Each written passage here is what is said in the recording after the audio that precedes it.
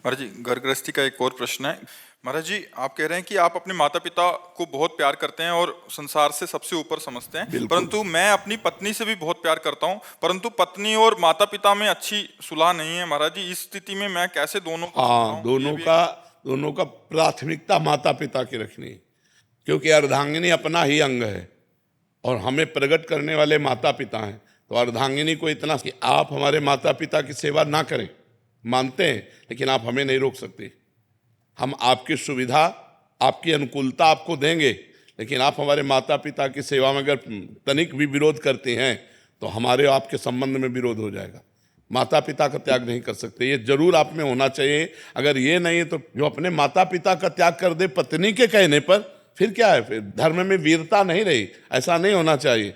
जो लड़की इस तरह की मतलब व्यवहार वाली हो कि आप हमसे प्यार करते हो, तो आप अपने माता पिता का त्याग कर दो, तो उसे कह देना चाहिए कि तैयार रहना, त्याग के लिए तैयार रहना। जिस दिन हमारे माता पिता की सेवा में व्यवधान उपस्थित कर दोगे, उसी दिन हमारे आपके बीच में संबंध विच्छेद हो जाएगा। और अगर आप हमारे माता पिता की सेवा करती हो तो हम आपको प्राणों से अधिक प्यार करेंगे। नहीं करती हो तो आपको अधिकार देंगे, लेकिन आप हमारे को सेवा में जाने से नहीं रोक सकती हो। इतना जरूर रहना चाहिए।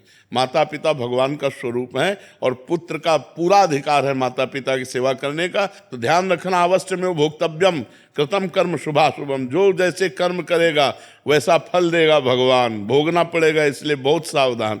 तो कभी चूक मत कर देना पत्नी के चक्कर में आकर अपने बूढ़े माता पिता को मारना, पीटना या घर से निकाल देना, ऐसे कोई आचरण मत करना। पत्नी से को तुम करो या ना करो, हम तुम पर दबाव नहीं डालते, लेकिन आप हम पर दबाव नहीं डाल सकती कि माता पिता की सेवा से हम वंचित और हों। माता पिता ही महाराज जी थोड़े से अलग व्यवहार के हों, वो बहुत गलत व्यवहार करें, हाँ, तो उनको चाहिए, माता पिता को चाहिए कि बुढ़ापा आ रहा है, ज्यादा अगर उद्दंडता करेंगे तो दुर्गति को प्राप्त हो जाएंगे। बहू बेटा को अपना बेटा और अपनी बेटी के समान चाहिए। थोड़ा प्यार का व्यवहार करें जिससे कम से कम उनको चाय और नाश्ता मिल जाए।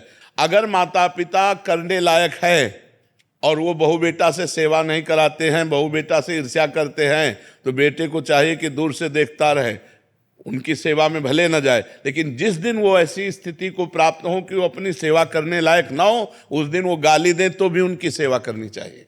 माता पिता की तो भी सेवा करनी चाहिए, क्योंकि वो बुजुर्ग हैं, उनका दिमाग स्थिति 60-70 के बाद जो है मानसिक स्थिति बिगड़ जाती है। अगर वो गाली देते हैं, वो निंदा करते हैं, तो हमें ये बात नहीं माननी, हमें उनकी सेवा करनी है।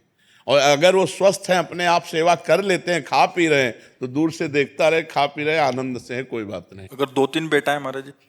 हाँ, तो उनमें से सब बेटाओं को चाहिए, सब बेटाओं को चाहिए कि अपने माता पिता की सेवा के लिए अगर हिस्सेदारी ले लें, तीनों क्रम बाई क्रम सेवा करें। अगर तीनों में से ना करें तो एक तो तैयार हो जाए। यार, बूढ़े माता पिता को खवाने से क्या कमी होती है?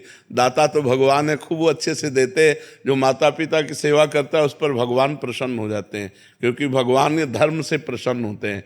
देखो, पुंडरीक जी अपने माता पिता की सेवा करते थे तो विट्ठल भगवान स्वयं दर्शन देने के लिए महाराष्ट्र में आए थे कि नहीं आए थे? तो माता पिता की सेवा करने वाले को भगवत प्राप्ति निश्चित होती है।